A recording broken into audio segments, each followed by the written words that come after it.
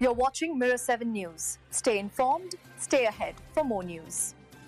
Today, a remarkable chapter in the Israel-Gaza conflict unfolded as the last 20 living Israeli hostages held by Hamas in Gaza were finally returned to Israel after more than 2 years in captivity. The release, confirmed by the Israeli military, followed the harrowing events of the 7th of October 2023, when these individuals were kidnapped during Hamas attacks. Emotional reunions with families have been broadcast, capturing moments of pure relief and joy as loved ones embraced after years of uncertainty. One particularly poignant reunion saw Eitan Moore, abducted while working at a music festival, reunited with his family, tears and smiles reflecting the shared relief of freedom. The release of the hostages comes in exchange for a significant prisoner swap, with Israel letting go of 250 Palestinian prisoners and over 1,700 detainees. The first groups of these released Palestinians have already arrived in Ramallah, in the occupied West Bank and Gaza.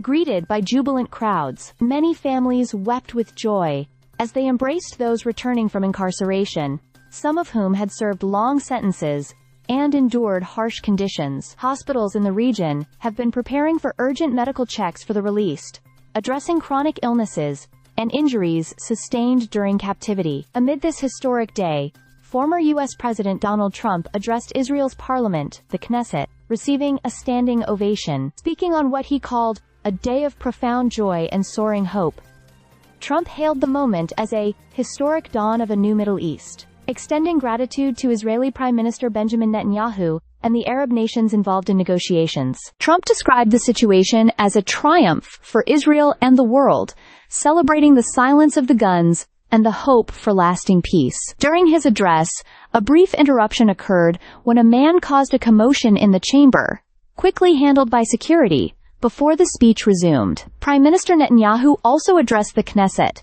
praising Trump's role in facilitating a short ceasefire and the subsequent release of hostages. Netanyahu emphasized the importance of continued vigilance against future threats, while expressing optimism that this moment could lead to the normalization of relations with more Arab nations. Helicopters carrying the freed hostages were met with cheers from crowds in Hostages Square, reflecting the collective relief and celebration across Israel. Meanwhile, in Gaza, anticipation and jubilation marked the release of Palestinian prisoners, with families gathering in squares decorated with flags, waving photos of their loved ones, and celebrating the rare joy after years of conflict and displacement. Many Gazans expressed hope that this prisoner exchange could finally pave the way for a permanent cessation of hostilities, marking a step toward ending years of suffering. This day, marked by tearful reunions, jubilant celebrations, and high-profile diplomatic addresses, has been described as a turning point, a moment of hope,